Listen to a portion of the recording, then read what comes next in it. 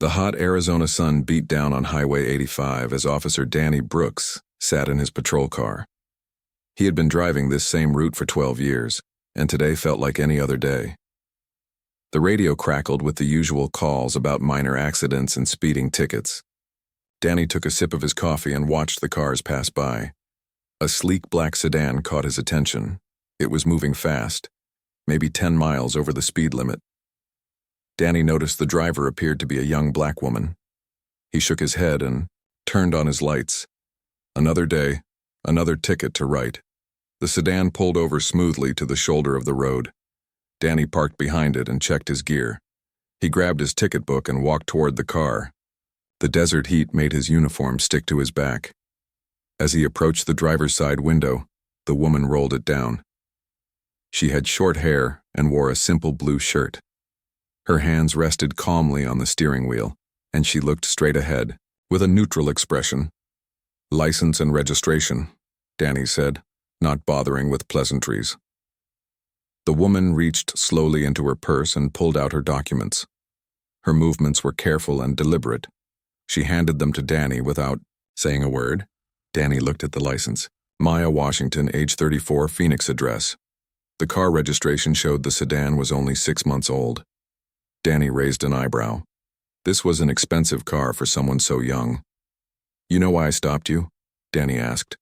"I assume for speeding," Maya replied.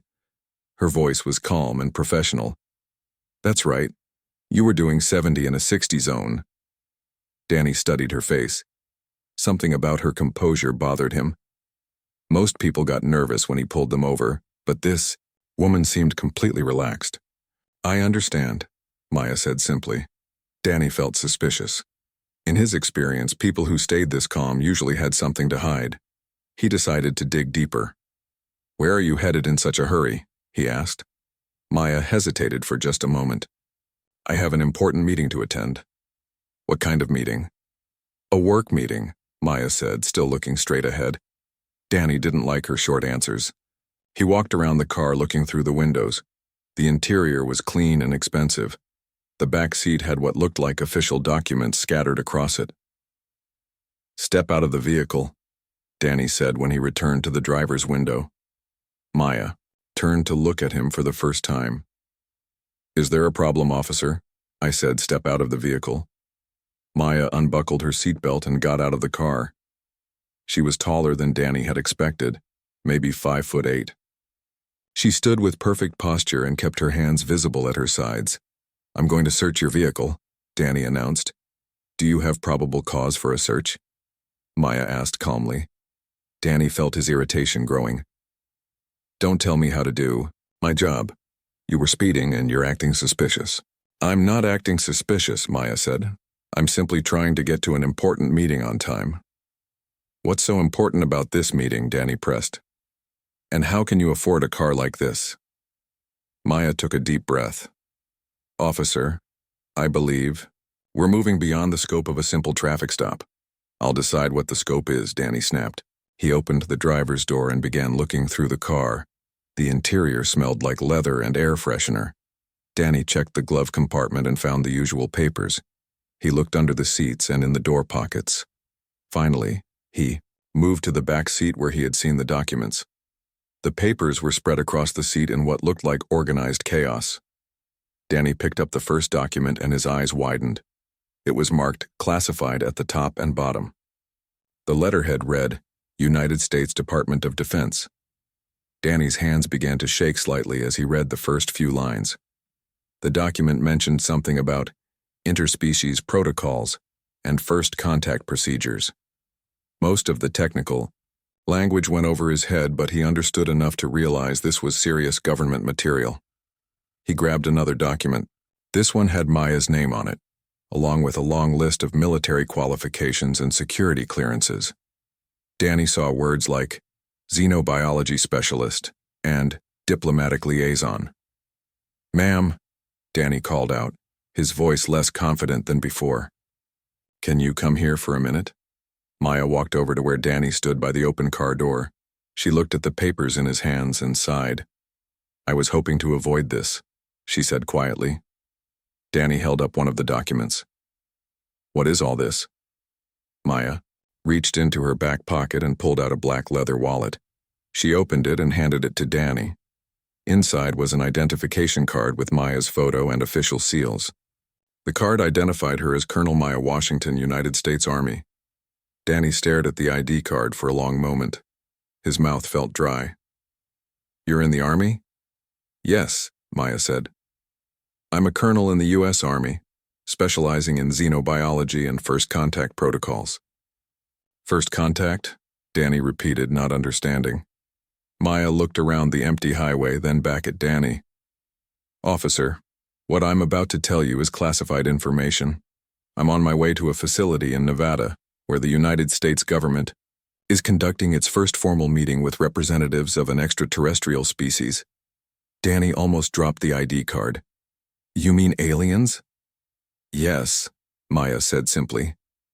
Aliens. They made contact with our government 3 weeks ago, and today is the day we're supposed to meet with them officially. I was specifically requested for this assignment because of my background in both military strategy and cultural relations. Danny looked at the classified documents again, then back at Maya. Nothing made sense anymore. An hour ago, he thought, he was just writing a speeding ticket. Now he was standing on a desert highway talking to an army colonel about aliens. Why didn't you tell me this from the start? Danny asked. Because it's classified, Maya explained patiently. I'm only telling you now because you've already seen the documents. Officer Brooks, I need to get to that facility. The meeting was scheduled to begin 30 minutes ago, and our visitors don't understand human concepts of time very well. Danny realized he had been holding up what might be the most important meeting in human history. His simple traffic stop had become something much bigger than he ever could have imagined. Danny stared at Colonel Maya Washington, trying to process what she had just told him. Aliens were real and they were meeting with the U.S. government today.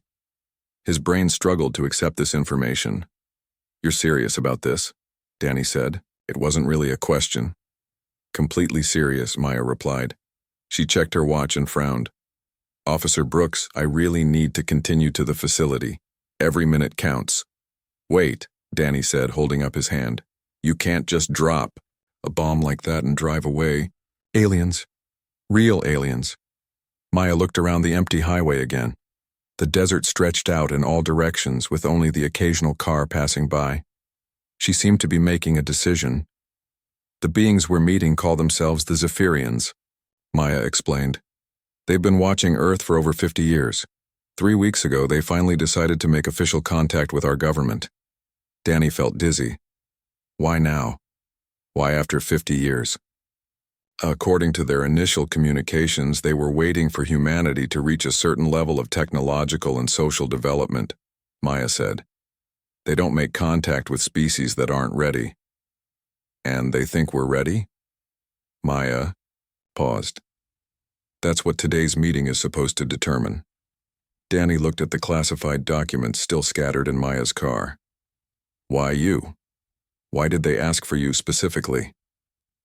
The Zephyrians requested someone with experience in both military operations and cultural sensitivity, Maya explained.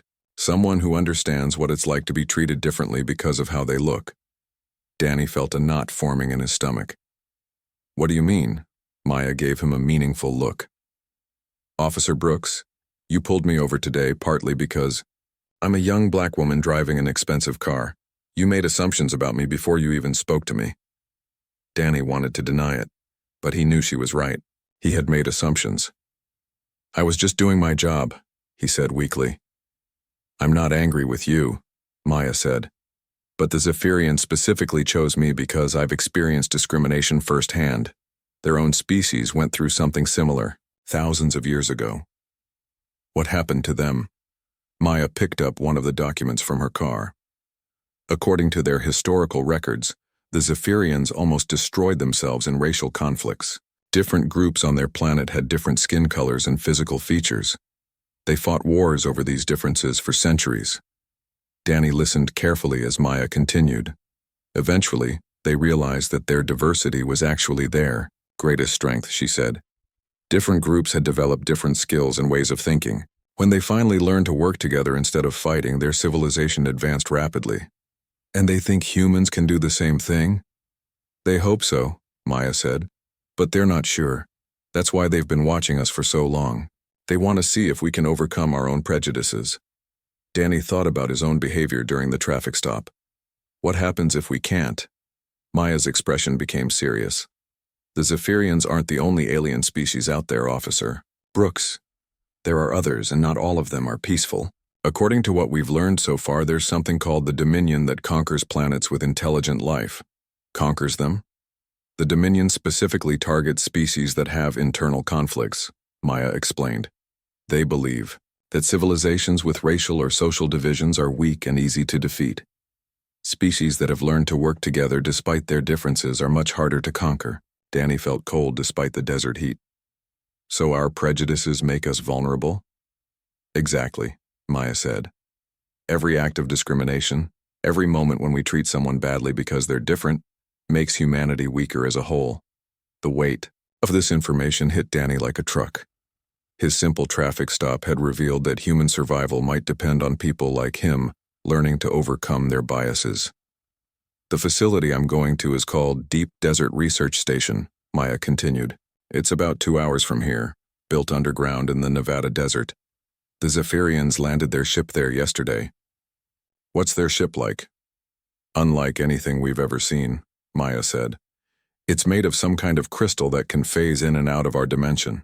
Our scientists can barely understand how it works. Danny looked at Maya with new respect. And you're supposed to be our representative? One of them, Maya said. There's also Dr. Lisa Martinez, a linguist who's been working on communication protocols, and General Robert Hayes, who's handling the military aspects. How do you communicate with them? Maya pulled out a small device that looked like a combination of a phone and a medical scanner. They gave us these translation devices during their first contact, but they also communicate through something they call empathic resonance. What's that?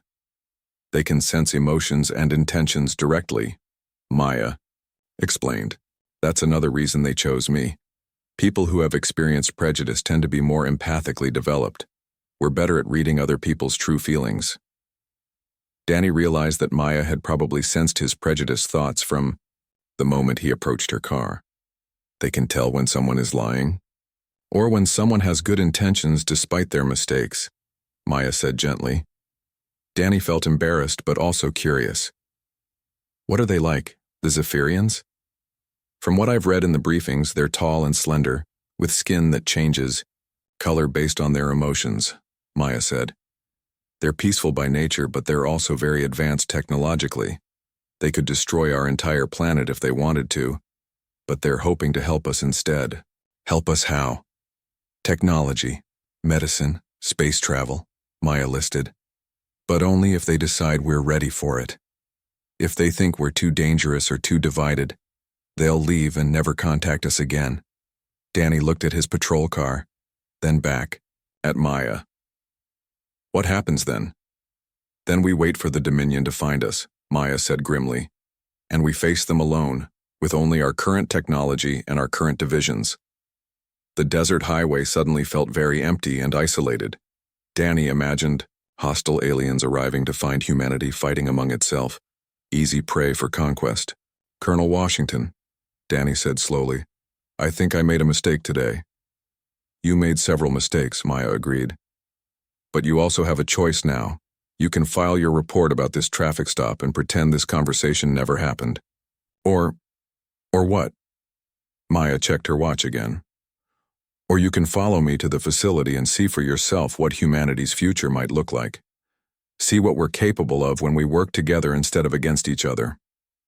Danny looked at his patrol car, then at Maya's sedan with its scattered classified documents. Everything he thought he knew about the world had changed in the last hour. If I come with you, Danny said, what happens to my job? That depends on what you do with what you learn, Maya replied. But I can tell you this much. After today, nothing will ever be the same again. Danny stared at the horizon for a long moment. The choice Maya offered him seemed impossible. Go back to his normal life. or follow her into something that would change everything he thought he knew about the world. "I'll follow you," Danny said, finally. "But I'm driving my own car." Maya smiled for the first time since he had pulled her over. "Good choice, Officer Brooks. Stay close behind me. The facility is hidden and the roads aren't marked on regular maps." Danny walked back to his patrol car feeling like he was in a dream. 20 minutes ago, he had been writing a simple speeding ticket. Now he was about to meet aliens. He radioed his dispatcher and said he was following up on an incident that might take several hours. Maya pulled back onto the highway, and Danny followed her black sedan. They drove deeper into the Nevada desert, past signs warning people to stay away from military areas. After an hour, Maya turned onto a dirt road that Danny would never have noticed. The dirt road led to what looked like a small research station. There were a few buildings above ground, but Danny could see that most of the complex was built into the desert floor. Armed guards at the gate recognized Maya immediately and waved both cars through after checking Danny's police identification. Maya parked near the main building and got out of her car. Danny parked beside her, his hands shaking slightly as he turned off his engine. Everything felt surreal. "Welcome to Deep Desert Research Station," Maya said as Danny joined her. "Are you ready for this?" Danny looked around at the military vehicles and scientific equipment scattered around the compound. "I don't think anyone can be ready for this." They walked toward the main building together. Maya showed her identification to another guard, who spoke quietly into his radio. Within minutes, 2 people emerged from the building to meet them. The first was a woman in her 40s with graying hair and thick glasses. She wore a lab coat over casual clothes and had the excited look of a scientist who had just made the discovery of a lifetime. "Colonel Washington," the woman said, shaking Maya's hand. "I'm Dr. Lisa Martinez. I've been handling the communication protocols with our visitors." The second person was a tall man in military uniform, with silver hair and stern eyes. Despite his serious expression, Danny could see excitement in his face too. "General Robert Hayes?" The man introduced himself to Maya. "I'm glad you made it safely." He looked at Danny with curiosity. "And who is this?" Maya explained about the traffic stop and Danny's decision to come with her. General Hayes listened carefully, then studied Danny for a moment. "Officer Brooks," the general said, "what you're about to see is classified at the highest levels. You'll need to sign documents promising never to discuss this without official permission. Are you prepared for that responsibility?" Danny felt the weight of the moment. "Yes, sir." Dr. Martinez led them into the building and down a long elevator that descended much deeper than Danny had expected. "The main facility is 60 feet underground," she explained. "We built it this way to provide privacy for our guests and to contain any energy signatures from their technology." The elevator opened into a corridor lined with thick metal doors. Scientists and military personnel moved back and forth, all looking busy and excited. Danny noticed that everyone seemed to be trying very hard to act normal, despite the extraordinary circumstances. "The Zephyrians arrived yesterday evening," Dr. Martinez continued as they walked. "Their ship is, well, you'll see. It's unlike anything in our experience." They stopped at a large metal door marked with warning signs in multiple languages. General Hayes entered a long code on a keypad, and the door slid open with a soft hiss. Beyond the door was an enormous underground chamber, at least the size of a football field. In the center of the chamber sat something that made Danny's breath catch in his throat. The alien ship looked like it was made of living crystal. It was roughly triangular but seemed to shift and change shape slightly as Danny watched. Parts of it appeared solid, while other sections seemed to fade in and out of visibility, as if they existed in multiple dimensions at once. "It's beautiful," Danny whispered. "The Zephyrians call it a harmony vessel," Dr. Martinez said. "It responds to the emotional state of its occupants. When they're calm, it's almost transparent. When they're excited or nervous, it becomes more solid and bright." Maya stared at the ship with professional interest. "Have they come out yet today?" "They've been waiting for you," General Hayes replied. "They specifically requested that the cultural liaison arrive before the formal meeting could begin." As they approached the ship, a section of its crystalline wall began to glow with soft blue light. The light grew brighter, and then a doorway simply appeared where none had been before. 3 figures emerged from the ship, and Danny felt his legs go weak. The Zephyrians were tall and graceful, easily 7 feet in height. Their skin had a pearl-like quality that shifted between different colors as they moved. Their faces were humanoid but elongated, with large eyes that seemed to hold infinite depth. They wore flowing garments that appeared to be made of the same crystal material as their ship. The lead Zephyrian approached Maya directly, ignoring the others. When it spoke, Danny heard the words in English, though he could see that its mouth movements didn't match the sounds. "Colonel Maya Washington," the being said in a voice like musical wind chimes. "We greet you with hope for understanding between our peoples." Maya stepped forward calmly, as if meeting aliens was something she did every day. "I greet you on behalf of humanity. We are honored by your presence and eager to learn from you." The Zephyrian's skin shifted to warmer colors as Maya spoke. "Your emotional resonance is clear and honest. We sense in you the wisdom that comes from overcoming hardship." Danny watched in amazement as Maya conversed with the alien as if it were the most natural thing in the world. Her military training and natural composure served her well in this impossible situation. "We have observed your species for many cycles," the Zephyrian continued. "Your people show great potential, but also great division. We come to understand whether humanity is ready to join the greater community of worlds." "What would that mean for us?" Maya asked. The second Zephyrian stepped forward. Its skin showed patterns of silver and gold. "Knowledge beyond your current understanding. Technology that could end hunger, disease, and environmental destruction. Travel between the stars. But such gifts come with great responsibility." General Hayes moved closer. "What kind of responsibility?" The third Zephyrian's skin darkened slightly. "The universe contains threats that seek to destroy or enslave developing civilizations.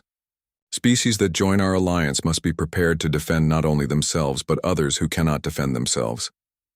Danny felt a chill run down his spine. The stakes were even higher than Maya had described. "But first," the lead Zephyrian said, turning its large eyes toward Danny, "we must see if your people can truly work together despite their differences. We sense conflict and prejudice in your social structures. These weaknesses make civilizations vulnerable to the Dominion." Maya glanced at Danny, then back at the aliens. "What kind of test did you have in mind?" The Zephyrian's skin brightened with what might have been anticipation. "We will share a small portion of our technology with a mixed group of your people. If they can work together successfully despite their different backgrounds and previous conflicts, then we will know humanity has hope." General Hayes frowned. "What happens if the test fails?" The lead Zephyrian's skin shifted to darker shades. "Then we will leave your world to face its destiny alone, and we will not return."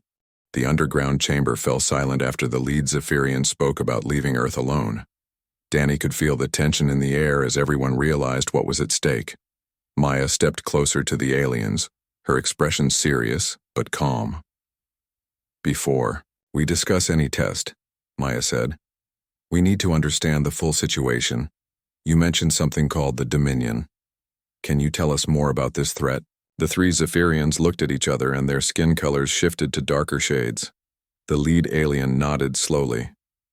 "The Dominion is an alliance of species that believes only the strongest civilizations deserve to survive," the Zephyrian explained. "They have conquered over 200 worlds during the past 1,000 years. Dr. Martinez stepped forward, her scientific curiosity overcoming her nervousness. "How do they choose which worlds to attack?" The second Zephyrian answered, its skin showing patterns of red and black. "They study developing civilizations for signs of weakness. Species with internal conflicts, racial divisions, or social hatred are considered easy targets." Danny felt his stomach drop. Earth had all of those problems. "What happens to the species they conquer?" General Hayes asked. The third Zephyrian's skin became almost completely dark. "Some are enslaved. Others are used as soldiers in their armies. The rest are eliminated if they resist or serve no useful purpose." Maya crossed her arms. "And you think Earth might be their next target?" "We know it is," the lead Zephyrian said grimly. Our monitoring stations detected Dominion scout ships entering your solar system 3 months ago. They have been studying your planet and your people. The humans in the chamber exchanged worried glances. Danny realized that while he had been writing traffic tickets and making assumptions about people, alien scouts had been watching Earth and planning its conquest. "How long do we have?" General Hayes asked. "Based on their previous patterns, the Dominion will launch their invasion within 1 year," the Zephyrian replied.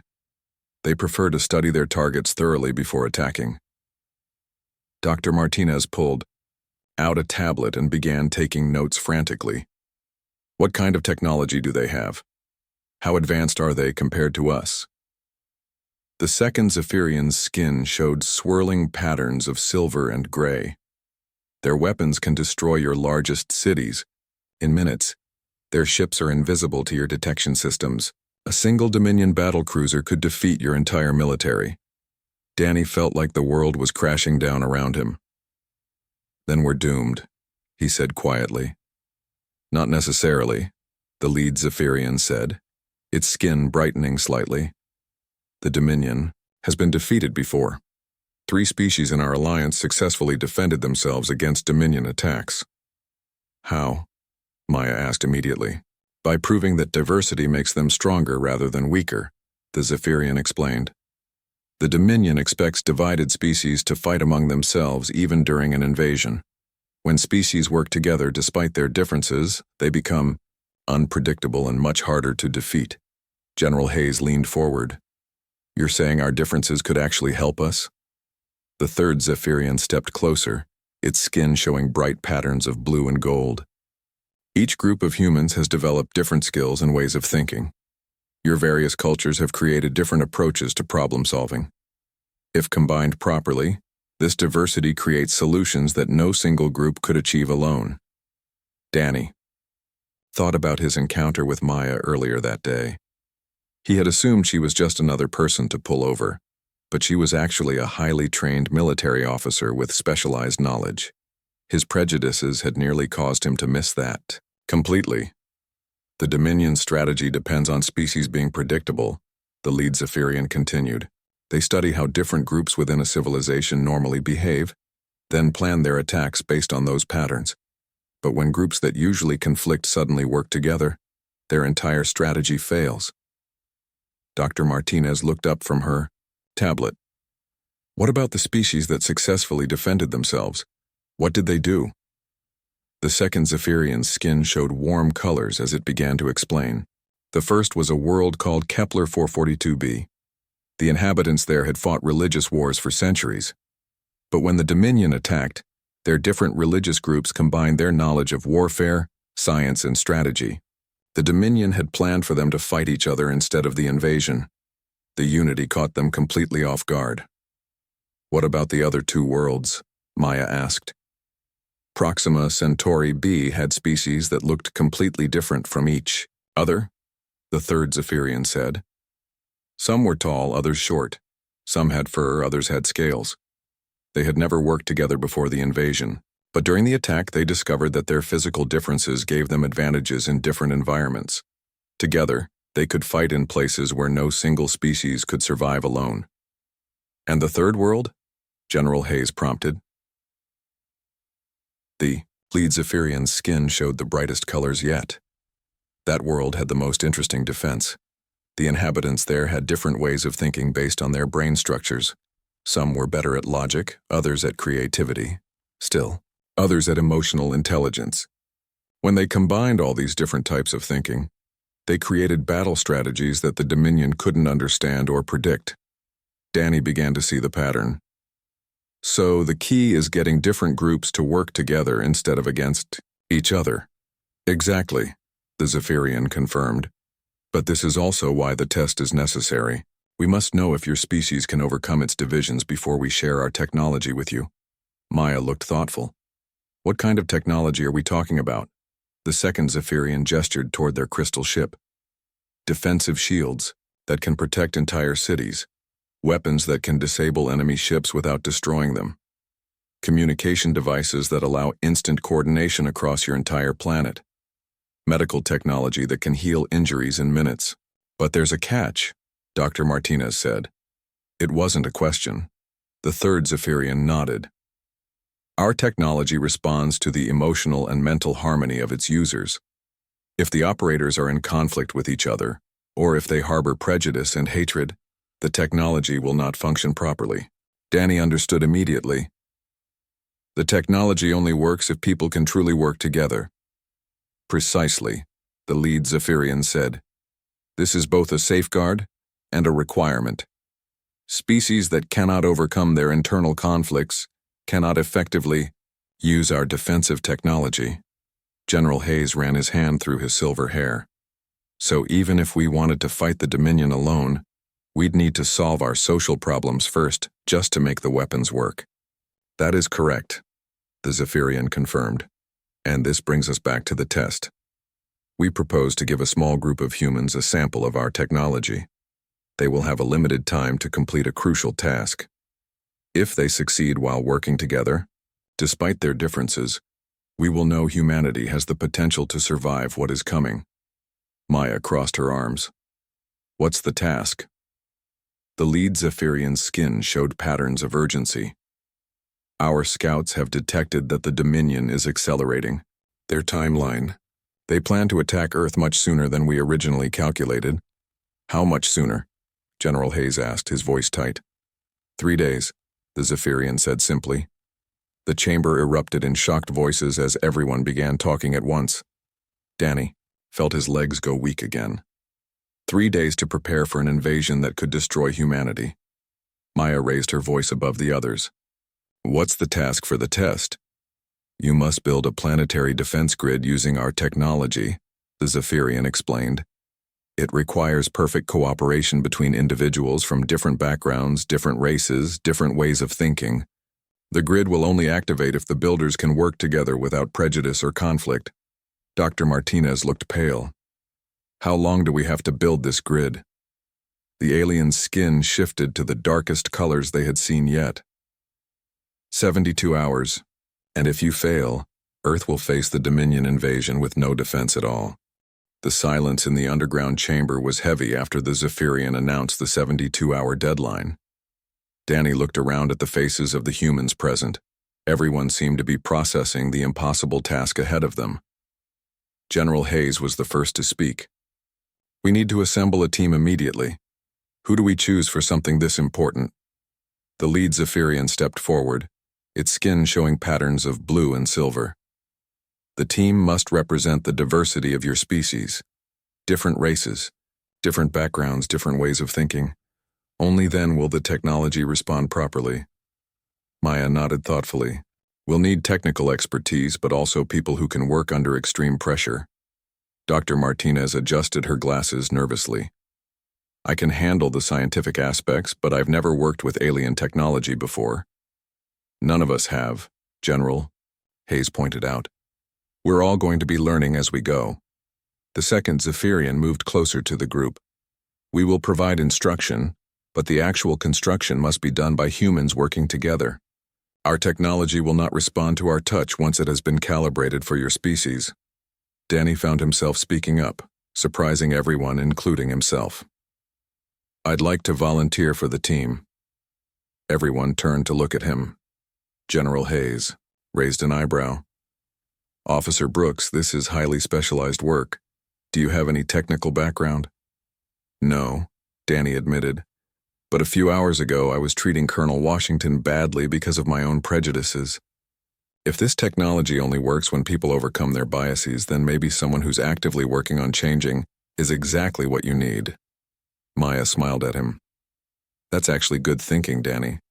Personal growth might be just as important as technical skills for this project. The lead Zephyrian's skin brightened. The officer shows wisdom. Awareness of one's own flaws is the beginning of true cooperation. Over the next hour, they assembled their team. Besides Maya, Dr. Martinez, and Danny, they added Jake Running Bear, a young Native American engineer who specialized in complex systems. His grandfather had been a code talker in World War II, and Jake had grown up understanding how different perspectives could solve problems that seemed impossible. They also recruited Dr. Helen Chang, an elderly Chinese-American physicist who had spent her career studying energy fields. She had faced discrimination in the scientific community for decades, but had never let it stop her pursuit of knowledge. The final team member was Carlos Morales, a Hispanic computer programmer who had developed new ways to make different types of software work together. His specialty was getting incompatible systems to communicate, which seemed perfect for working with alien technology. The Zephyrians led the team to another chamber where they had set up the alien technology they would need to use. The equipment looked like a combination of crystal sculptures and advanced electronics. Everything seemed to glow with its own internal light. "This is a basic defense grid generator," the second Zephyrian explained. "When properly constructed and activated, it will create an energy shield around your entire planet. Dominion weapons cannot penetrate the shield, but it requires perfect synchronization between all operators." Dr. Chang approached one of the crystal devices and studied it carefully. "How does it work?" "The technology reads the emotional and mental state of everyone touching it," the third Zephyrian said. "If there is conflict, fear, or prejudice among the operators, the energy becomes unstable and the shield fails." Jake examined another piece of equipment. "So we need to trust each other completely?" "More than trust," the lead Zephyrian corrected. "You must achieve true harmony. Your individual differences must become strengths rather than sources of division." The team spent the first day learning how to operate the basic functions of the alien technology. Danny quickly discovered that whenever he felt frustrated or judgmental, the equipment would start to malfunction, the crystals would dim, and the energy readings would become erratic. "This is harder than I thought," Danny admitted to Maya during a break.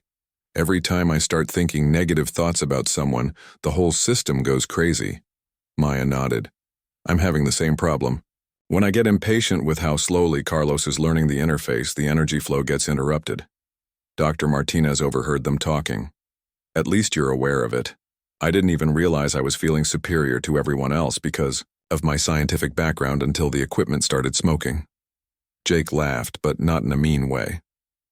"My grandfather always said that working together means leaving your ego at the door. I thought I understood that. But this technology doesn't let you hide anything." By the end of the first day, they had barely managed to activate a small test shield that lasted only a few minutes. The Zephyrians observed everything, but offered minimal help. "They're really going to make us figure this out ourselves," Dr. Chang said as they reviewed their progress. "Maybe that's the point," Carlos suggested. "If they solved our problems for us, we wouldn't really be working together." The second day was even more challenging. They had to connect multiple pieces of equipment across the entire facility, creating a network that would eventually span the globe. But every time someone on the team felt excluded or frustrated, the connections would fail. Danny found himself getting angry when Jake and Carlos started speaking Spanish to each other while working on a technical problem. The alien equipment immediately started overheating. "I'm sorry," Danny said, stopping what he was doing. "I got upset because I didn't understand what you were saying. I thought you might be talking about me." Carlos looked surprised. "We were just trying to figure out the power coupling. Sometimes it's easier to think through problems in my first language." "That actually makes sense," Dr. Martinez said. "Different languages can lead to different ways of approaching problems." Jake nodded. "My grandfather used to say that some concepts only exist in certain languages. Maybe we should be using all our languages, not just English." They tried Jake's suggestion, and something amazing happened. When team members started explaining concepts in their native languages, even if others didn't understand the words, the alien technology began responding better.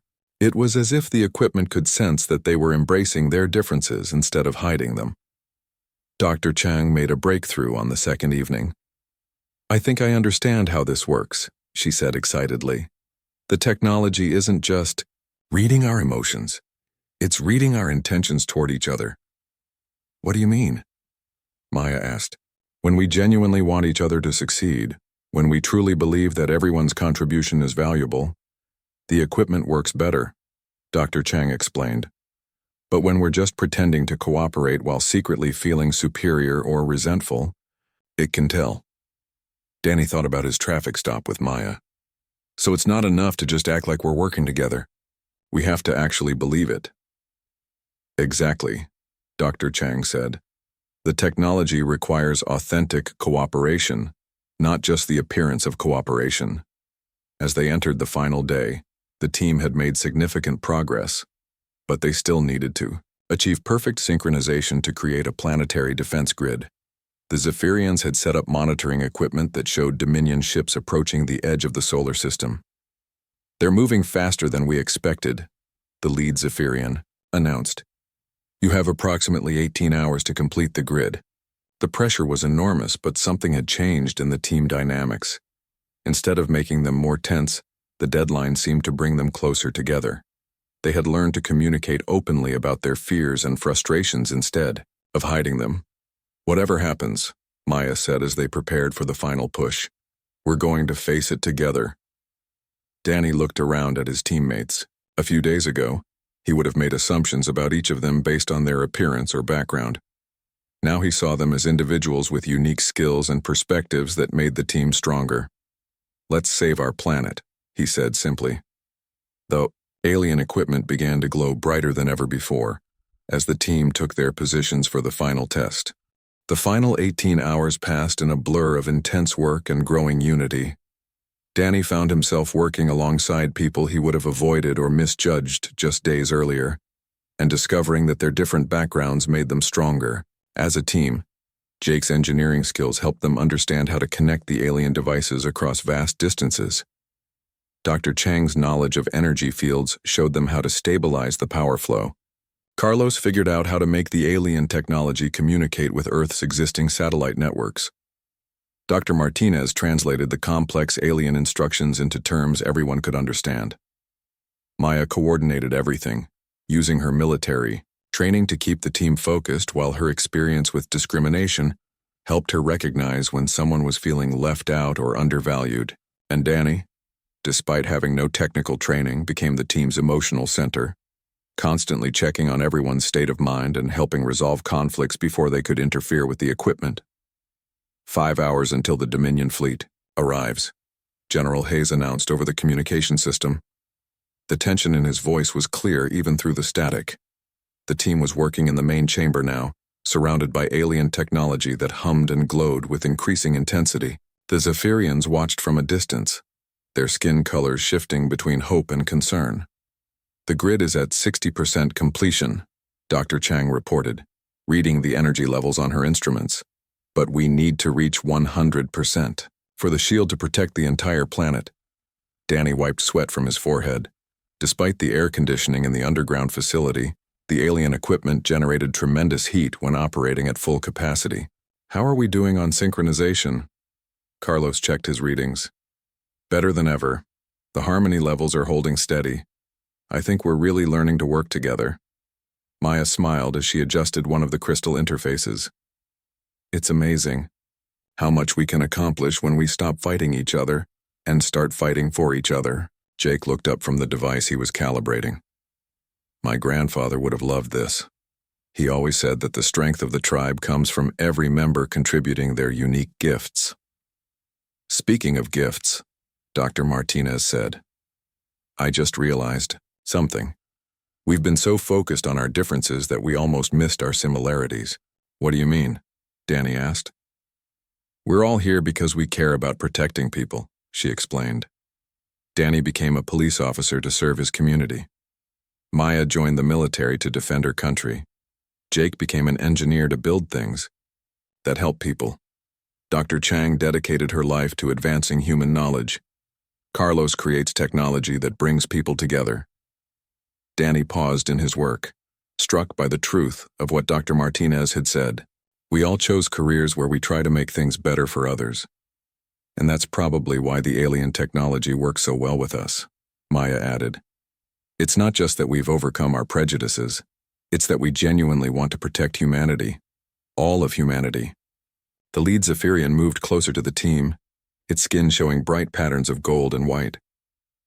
"You understand now why we chose this test. Technical skill alone is not enough. The defense grid requires operators who truly care about all members of their species. 2 hours until contact, General Hayes announced. His voice was calmer now, as if he had gained confidence from watching the team's progress. The alien equipment was glowing so brightly now that they had to wear protective glasses. Energy readings were climbing steadily as the planetary defense grid approached completion. 90%, Dr. Chang called out. We're almost there.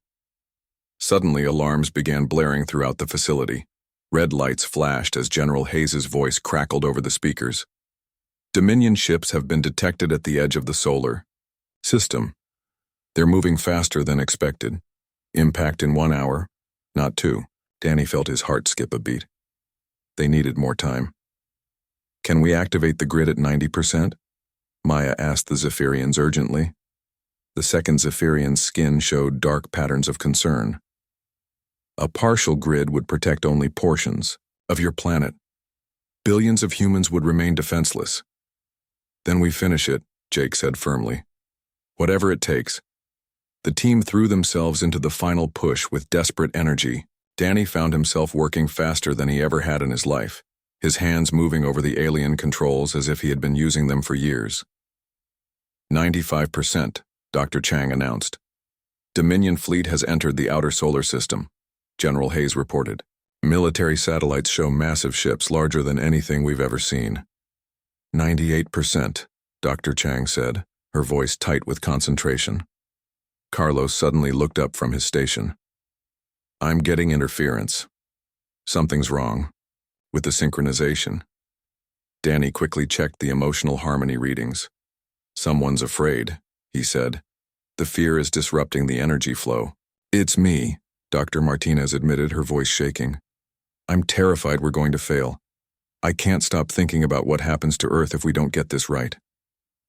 Maya immediately moved to Dr. Martinez's side. Lisa, look at me. We're not going to fail. Look at what we've accomplished in just 3 days. But what if it's not enough, Dr. Martinez asked. Danny joined them, leaving his station. Then we'll face whatever comes together. But I don't think we're going to fail. Do you know why? Doctor? Martinez shook her head. Because 4 days ago I was a racist cop who would have written you off based on your appearance, Danny said. Today I'm working side by side with people from every background imaginable using alien technology to save the world. If we can change that much, we can do anything. Jake and Carlos gathered around Dr. Martinez as well. He's right, Jake said. We've already proven that humanity can overcome its divisions. Dr. Chang looked up from her instruments with tears in her eyes. 99%. One more push. The team returned to their stations with renewed determination. The fear was gone, replaced by something stronger. Absolute faith in each other. 100%, Dr. Chang announced as the alien equipment reached maximum brightness. Dominion, fleet approaching Earth orbit, General Hayes reported. Weapons charging detected. Maya placed her hand on the final activation control. Everyone ready? The team members each placed their hands on their respective controls. Danny could feel the energy flowing through the alien technology, connecting all of them in a way that went beyond words. For humanity, Maya said, and pressed the control.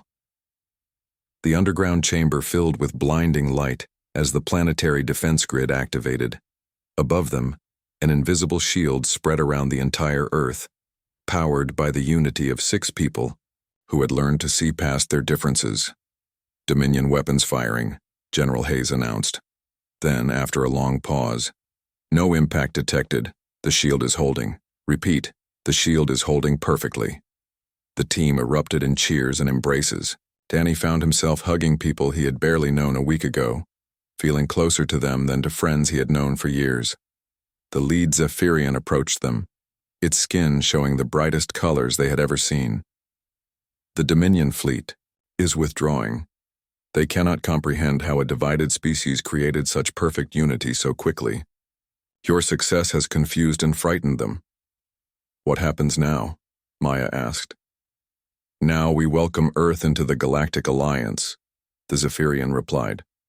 Your species has proven that it can transform hatred into strength, division into unity. You are ready to help us protect other worlds facing the same choice you faced. Danny looked around at his teammates, then at the Zephyrians. Does this mean we're going to space? The alien's skin showed patterns that might have been laughter. Officer Danny Brooks, your journey to the stars begins now. And this time you'll be protecting not just your own community but entire civilizations. Maya smiled at Danny. Still think this was just a routine traffic stop? Danny laughed, thinking about how a simple act of prejudice had led to humanity's greatest achievement. I'm definitely putting this in my report, though I don't think anyone's going to believe it. 6 months later, Captain Danny Brooks stood on the bridge of Earth's first interstellar ship, serving alongside General Maya Washington as they traveled to help another species facing invasion by the Dominion. In the crew quarters below, humans of every background worked together, united not despite their differences but because of them. The traffic stop that had started with prejudice and assumptions had ended with humanity taking its place among the stars, proving that their greatest weakness could become their greatest strength.